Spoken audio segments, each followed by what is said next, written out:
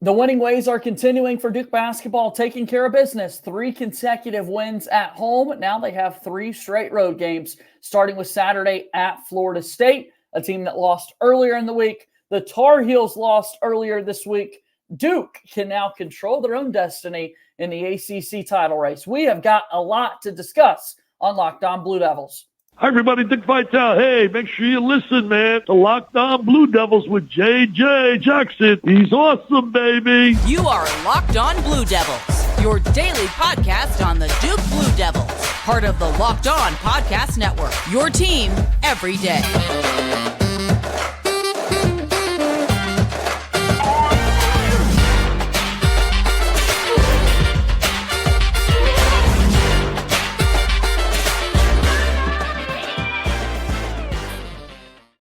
Hello, everybody, and welcome into another episode of the Locked On Blue Devils podcast. My name is JJ Jackson. Thanks so much for your support, watching us each and every day or listening to the program wherever it may be, as Locked On Blue Devils is your one-stop here talking about everything going on in the life of Duke athletics. Today is Thursday, February 15th, 2024. If you have not done so already, please be sure to follow us on X at LO_Blue Devils. I'm there as well at _JJ_Jackson_. Be sure to subscribe and follow Locked On Blue Devils for free wherever it is that you get your podcasts. You'll get the latest episode of this podcast as soon as it comes out each and every day. Be sure to also subscribe to our Locked On Blue Devils YouTube page to watch the show daily. Thank you so much for your support on YouTube. Again, hit that subscribe button, like these videos, share it with your friends. Really do appreciate all the support that we get here on the program.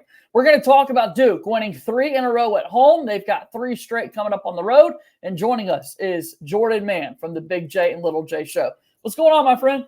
As you can see on YouTube, if you're watching YouTube, I have to rep the Charlotte Hornets, JJ. 3-0 since we've made the trades. We look great.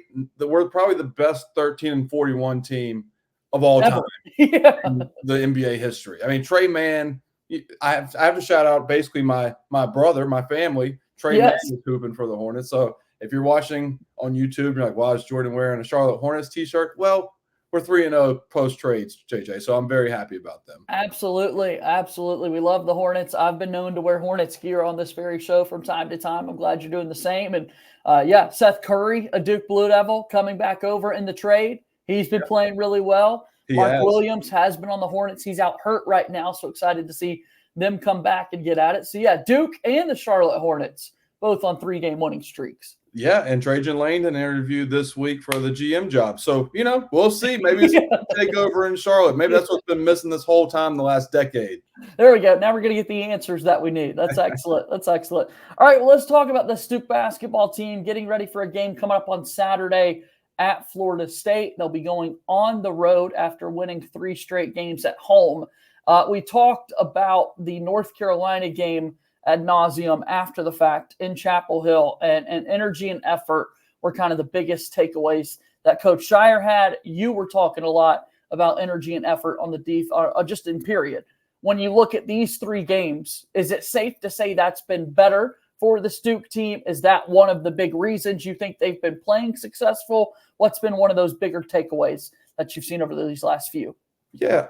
I mean, my voice just cracked there. But, yes, I mean, the UNC game, obviously, the energy was a concern. And then you could see that also in the Notre Dame game. But, to sloppy wins, ugly wins are better than pretty losses. They had that on the road against Notre Dame. But Shire went 10 guys. I can't remember the last time Shire went 5 guys off the bench with significant minutes in the season. So he knew he had to get something going against Notre Dame and just draw it in the mud, got it going, got a gritty win. And then Boston College, Duke started looking like Duke. And then you parlay that into Wake Forest, Duke's back to their basically it was 5 guys, basically 6 guys. Caleb Foster and Tyrese Proctor basically split 26 and 25 minutes apiece.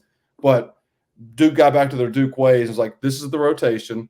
Caleb Foster's going to come off the bench, and then Ryan Young's going to play 5 minutes. And Duke looked good. I mean, Wake Forest is a legit team. Like, I don't care what Joe Lunardi says. Joe Lunardi, I have a problem with him right now because Wake Forest is a tournament team, and that was a big win for Duke against a very good Wake Forest team. Yeah, a lot of Filipowski, a lot of Mark Mitchell on the post, very limited action for Ryan Young. Even Sean Stewart barely played against Wake Forest. I think he had a rebound maybe, but didn't do a whole lot for the Duke basketball team in particular. And that was a Wake Forest team that's got 3 7-footers. I mean, starting with Efton Reed, the Gonzaga transfer, they've got Carr. I mean, it just felt like there was size every single substitution that was being made. And we saw limited amount of Ryan Young, someone who had been stepping up for Duke when they needed him in that position. What did you make? I mean, is this the move going forward when you've got a healthy Filipowski and Mark Mitchell to kind of limit those minutes for Ryan Young? I don't know. Just a little surprised with the size mismatch that you would have thought Wake Forest had. But Duke clearly didn't adjust what they were doing and wanted to stick with 3-guard lineups. Yeah, I mean, look, I said this on the Big J and Little J show this week, and it'll come out later this evening, is I was very proud of Kyle Filipowski. I think this is one of the best games the Wake Forest game was, because not only the stats I don't care about, but he played defense 1 through 5 on switches very well, and he locked up when he got put on a guard, and he played 38 minutes of a third game in 5 days. That's insane. Like, a guy that has hip surgery this offseason, he has received criticism, and some of it is rightfully so, because there's times, look, you're on a pedestal when you're ACC preseason player of the year. You got to show that day in and day out, and he was not doing it consistently. And then UNC game we talked about, Notre Dame, he did not play well. He started finally against Boston College, and then Wake Forest, we saw with Filipowski. We saw ACC preseason player of the year Filipowski against Wake Forest on both ends. He wasn't in foul trouble. He had 2 fouls against, like you said, 3 7-footers. He was switched out on guards on defense. I was very happy and very proud of Filipowski's performance on both ends, but especially the defensive end for Duke. Yeah, now it's the shooting numbers that we point to, and we've been talking about that a little bit this week. Obviously, I had posted on social media earlier this week about Kyle Filipowski shooting 57% from the free throw line in 2024. He's 7 for his last 28 from three-point range, so that's not great. But what I had not mentioned at all this week, Jordan, that's why I bring you on, to make me think about all aspects of this, was simply that, the fact that, he wasn't in foul trouble. A big storyline in that game was that the bigs of Wake Forest were in foul trouble and had to keep switching some things up. But when Filipowski has struggled on that end of the floor defensively, sometimes picking up fouls on the offensive end, that just was not the case in this game earlier in the week. So thanks for bringing that up. I hadn't thought to think of it that way. Yeah, I mean, to go off of that, JJ, I said this last week on the Big J and Little J show. I don't have the stats in front of me, but since the Pitt game from at Louisville, January 23rd, through the Notre Dame game on last Wednesday, he had 4 more fouls in every single one of those games. Wow. So that's a stretch of 1, 2, 3, 4, 5 games, and you go back even farther in the season, he's dealt with foul trouble. But then Boston College and Wake Forest, he had 2 fouls and played a lot better defense, just moving his feet and using his body well without fouling. And that's a talent in itself. And so that's where I'm just like, he was 1 of 6 from 3. But, I was really happy to see the way he shot the ball, because the problem with Filipowski and his shooting struggles from 3 is he'll catch it high and then go low and then go back high. He doesn't catch it low, then go high immediately. But the first possession of the game against Wake Forest was a corner 3 to Filipowski. He was shot ready. The ball was in his shooting pocket. He shot it, hit the bottom of the net. And I thought other looks from 3 were the same way, just didn't go in. And that was encouraging to see, because I haven't seen his 3-point shot look that crisp since the at Pittsburgh performance back in January. So Duke down 19-5, 10-3 in the ACC, and Kyle Filipowski is going to be a big reason why Duke can make a deep run in the NCAA tournament. Questions as to whether or not they will make that. We'll talk about that. I want to talk a little bit more about that Wake Forest game and more after we take our first time out here on today's episode of Locked On Blue Devils. Locked On Blue Devils here today is brought to you by our friends over at Gametime. It's a fast and easy way to buy tickets for all sports, music, comedy, and theater events. Right now, new customers can sign up and use code LOCKEDON for $20 off your first purchase. Again, Gametime has deals on tickets right up to the start of the event and even an hour after it starts. It's the place to find last-minute seats, exclusive flash deals, and sponsored deals on tickets for football, baseball, basketball, concerts, and more. The game time guarantee means you'll always get the best price. If you find tickets in the same section and row for less, Game Time will credit you 110% of the difference. That's pretty impressive. So go ahead, again, use code LOCKEDON, LOCKEDON, at checkout for $20 off your first purchase. Download Game Time today. Last-minute tickets, lowest price guaranteed. Moving forward here on today's episode of Locked On Blue Devils, again, JJ Jackson alongside my pal Jordan Mann of the Big J and Little J show. Most recently, Duke did play Wake Forest because of the home games. Wake by far the best team amongst them. As soon as the game concludes, John Shire quickly points out the fact that he really believes that's a tournament team. I've heard different voices throughout the show this week on various opinions, whether or not it is a tournament team, and a lot of people are going to be discussing that. I think it's safe to say they're a good basketball team and a good win. What were some of the other things that you liked about the game, Jordan?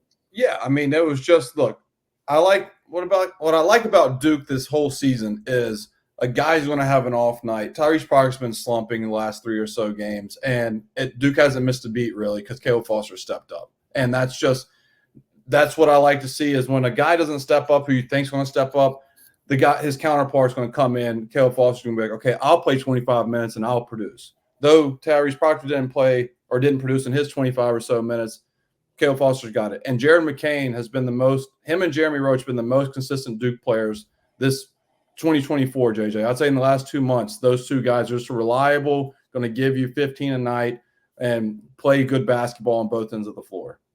No doubt about it. I mean, just a big game from the guards, in particular, McCain and Roach, to your point, and Duke able to do enough out of Foster and Proctor because they got offensive production from Kyle Filipowski and Mark Mitchell. Mark Mitchell, someone that you've talked about a lot. We've talked about him a good bit this week as well, as he tied his career high with 23 points on 9 of 14 from the floor, 1 of 2 from three-point range. He had 8 rebounds.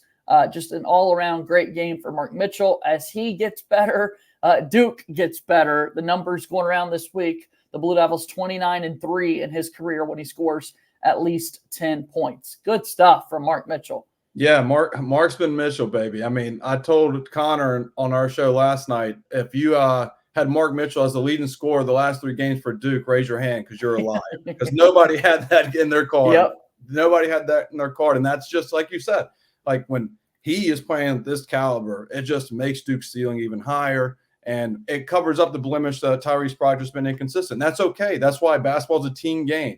You're allowed to have a guy have an off night, and then his teammate's going to pick him up. And Mark Mitchell's, look, not a 14 from the field, dude, against those 7-footers around the rim. And Efton Reed was in foul trouble because of the aggressiveness by Mark Mitchell and Filipowski around the rim. Like, it's just good basketball is being played right now at Duke, and it's good to see. And obviously we're going to get into the road games because Florida State's the first road test. And the last thing I want to touch on, JJ, is Jared McCain, his rebounding. Like, this is 6 games now this season where he's had 10 or more rebounds, and 4 out of the last 5 games he's had 10 or more rebounds. Like, yeah. And he's a below-the-rim guard. That's the thing. He's like a 6'2", 6'3" wing, but he's not a high-rising 6'2", 6'3" like Trevin Duvall was at Duke at point guard. He's below the rim that makes layups, doesn't posterize people, yet he's jumping and out rebounding 7-footers consistently going for the glass. I mean, it's just, that's a knack. That's almost a better talent, JJ, than his 3-point shooting to me. I promise you. Like, that's an impact play of getting those loose balls at his position. No, I love it. I mean, thinking about what he's been able to do on the glass, I've started to watch it, and I think other people that watch each and every game, Duke basketball fans, that is, the first rebound that he grabs in the game, you start to notice the rest of them because there are so many of them, and he just makes such a concerted effort to go and do that. You mentioned his touch. You mentioned the layups. We've talked about the 3-point shot throughout the entire season, but I want to highlight the layups again and just kind of the package that he's working with, because he had a couple of finishes, not only in this game, but in this 3-game winning streak for Duke, where it is like a 7-footer kind of in the area protecting the rim, and somehow, some way, he's got just enough English on the basketball to let it fall in.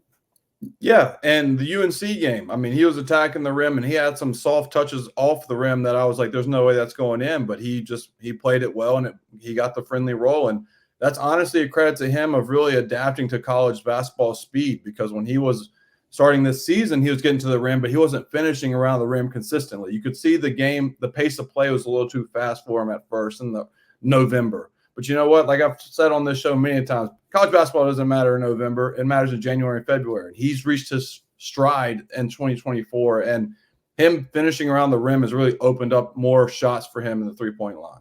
Yeah, excited to see how he can continue to improve and find ways to impact Duke on both ends of the floor, because I think Jared McCain is going to do exactly that. All right, you touched on it just a moment ago, but Duke does get ready to take on Florida State. It's the first of 3 straight games on the road for the Blue Devils. Florida State lost to Virginia Tech earlier this week. This is not a Florida State team that we're used to seeing in past years. However, I will remind everyone that this is a road basketball game in college basketball this season, where it has been difficult for a lot of people to go and win. And Florida State in particular has been a tougher place for Duke to go and compete. What are you thinking about when you look at these two teams?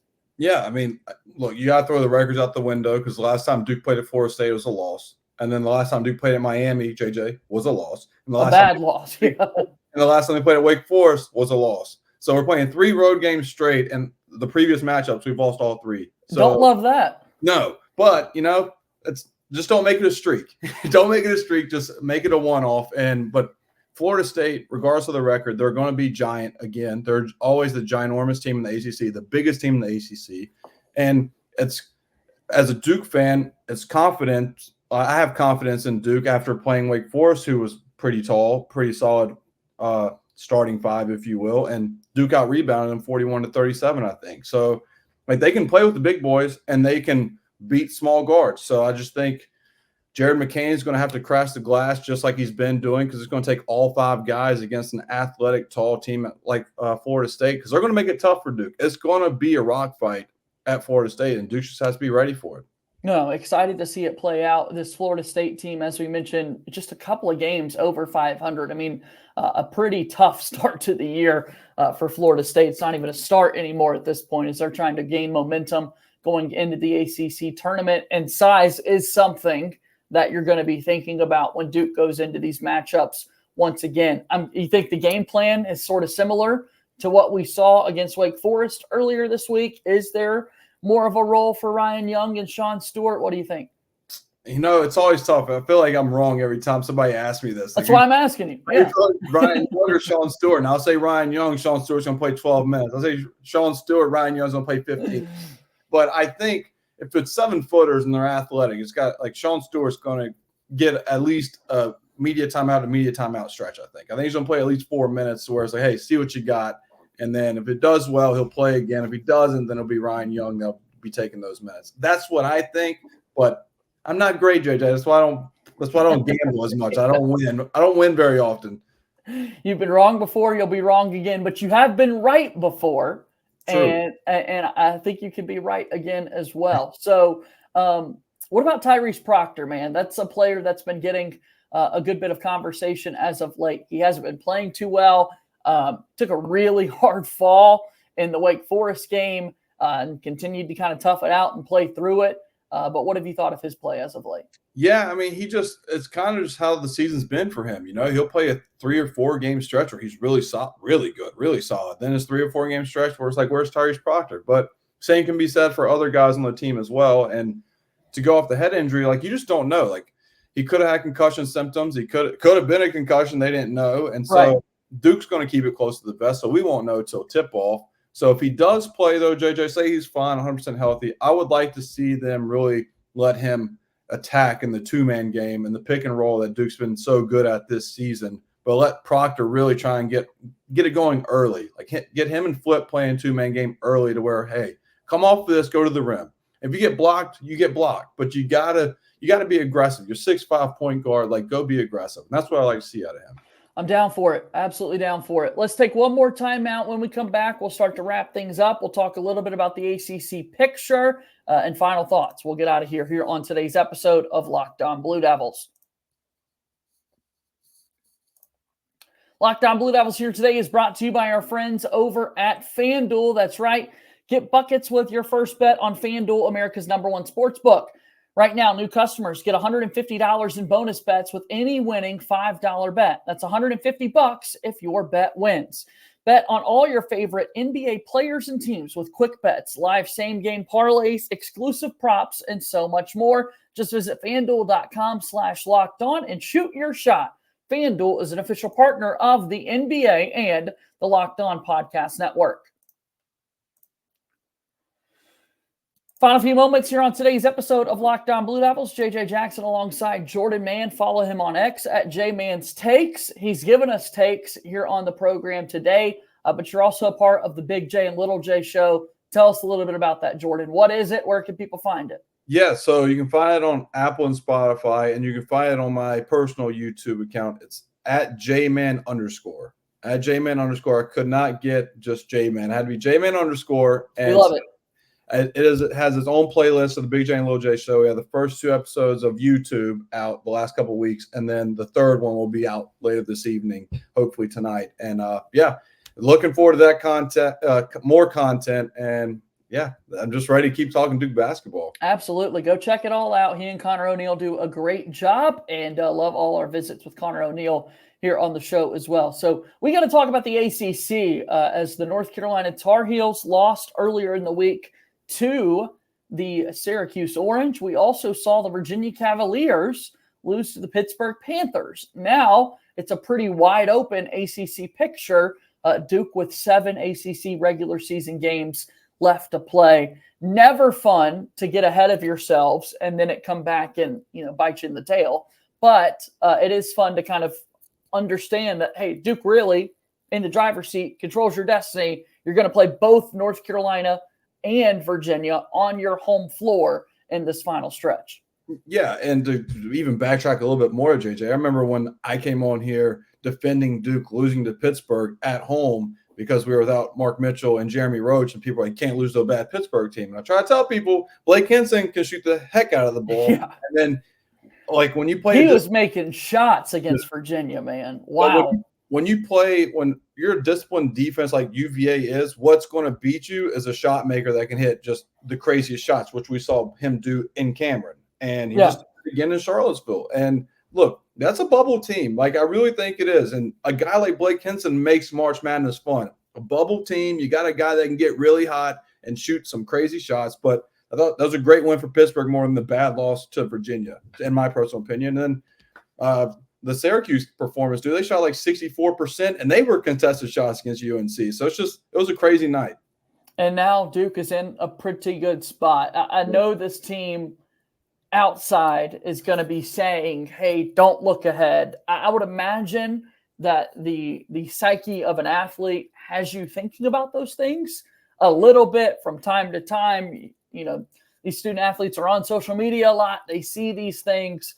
I'm just curious how easy or how difficult it is going to be to focus, kind of game by game, because you want to raise banners in Cameron. You want to be able to do that for the regular season. You want to do that for the ACC tournament, national championship, and that sort of thing. But I'm just curious how all that plays together. Yeah, and to really help it out, to maybe ease Duke fans' minds is, like I said, Duke lost at Florida State, at Miami, at Wake the last time they played them. And the good news is John Shire was either the head coach or was on staff during all those losses. So he knows that Duke is in the driver's seat for their own destiny. But he also knows, hey, we lost at this place last time we played here. You got to lock in. I don't care what the records are. We got to lock in at Florida State. And I know that's going to be the main focus for Saturday. And then at Miami, it's hey, we lost by 22 last year at Miami. And I'll give you a fun story real quick, JJ. I said it on the Big J and Little J show. I'll give it to your listeners as well. So my best friend, his brother is Jordan Miller from Miami, or formerly from Miami. And so when they beat Duke last year, I always had to hear about it. But then when they played in Cameron, they beat Paolo Banchero. Miller got an offensive rebound over Paolo Banchero and then passed it out, and they ended up scoring a big bucket, and that's what won the game. I got an immediate text message after the game and said, "That's for you, J-Man." And I've never been so angry after a Duke loss, and also so happy for a friend. But I will never forget that moment at Miami. So when Duke plays Miami, not only in football for me, as people know I'm a Duke football fan, and Manny Diaz is going to have his come around in Miami. It's a big rivalry for me personally for Duke basketball against Miami because of that personal connection. No doubt about that. So Florida State this weekend, then Miami in the week, and then next Saturday, the February 24th, is when Duke will play Wake Forest on the road there in Winston-Salem. You made the John Shire point. I also am curious, Jordan, since so many players returned for Duke this year, like that's got to be a little bit of extra motivation to be locked into these games. And that because a coach can say this all they want to, and I'm sure they do year in, year out. But it's when it's been Duke teams with freshmen who have not been in this spot before, it's probably a little bit more difficult to truly understand the gravity of what your coach is saying. I'd like to think it's an advantage in that regard that someone like Roach and Filipowski, Mitchell, Proctor have been there before. The first guy you said is the key right there. Jeremy Roach, a senior point guard, because a point guard is the most important position, and you have a senior point guard that is running the show. That is the guy that if you don't listen to Shire or the coaches about it, you're going to listen to him. That's your teammate. That's who you share the locker room with. He knows what's at stake, and he knows with his pedigree at Duke what it takes to be where Duke needs to be. So at the end of the day, I can sleep easy at night knowing that Jeremy Roach is going to have the guys locked in before we play at Florida State. Big game coming up on Saturday for Duke, taking on Florida State, 2 p.m. Eastern time. Tip-off for that one. All right, Jordan, before we get out of here, you, of course, will return with us again next week to talk a little bit about Duke basketball with us. A big push, a big initiative across the Locked On College channel with all of our shows. Big news in the college sports space earlier today as we got a little teaser about college football 25 coming back, EA Sports making the return. You're grinning from ear to ear already. We know that this was just a big part of everyone's growing up and video game pass and that sort of thing. But all the college shows on the Locked On Network are tipping their cap to EA Sports for making this thing happen. How excited are you? Oh, dude, I won't be able to sleep. I'll be 30. I just turned 30 last week. I'll be a 30-year-old grown man on a Friday night, and I will not sleep for 48 hours playing. I will win 3 national championships, and Duke football will be led by Malik Murphy, and I have like the top 5 ranked recruiting class until like 2029 by work Monday morning. Yeah. That's I'm like, I can't believe, JJ, that it's been that 12 years, something like that. The last game was 14, and they're coming back with 25. Yeah. So 11 years, basically, and to think of like an 11-year-old out there has no idea what's about to get. Like, dude, you don't understand. Even like 16-year-olds, JJ, like, yeah, right. It's going to be Christmas for me and people like me, and I can't wait to play with not only Duke, but I'm going to find me like an Eastern Michigan, and I'm just going to run the table. That's the way to do it. You know, you've got the coaching carousel starting as a coordinator on both sides of the ball. Road to Glory was another fun game mode that people had in years past. The mascot football games, I'd love for that to come back as well. And you got a Blue Devil out there at quarterback at every position. Dude, I'll end with this. I played Road to Glory so many times when I was a kid that I played with one. I was a DB for Central Michigan. And it was like, I don't know if it was a great time or an awful time. Yeah. But it's kind of pathetic saying it out loud. But, boy, I'll tell you what, I played 4 years at Central Michigan, the Chippewas, baby. And then I went to the draft in Madden and got picked like 4th round. That's a big win for you, man. Absolutely. All right. Well, Jordan, thanks for the time as always. We'll talk to you again next week, okay? It's always a pleasure, JJ. I love that. Yeah, a lot of Road to Glory memories for me, too, back in the day, and coaching carousel as well. So the entire college channel and a lot of you, college athletic fans, really excited about NCAA football 25 coming back this summer. That's going to do it for our show here today. As always, go Duke. I'll talk to you tomorrow. My name is JJ Jackson. Thank you and good day.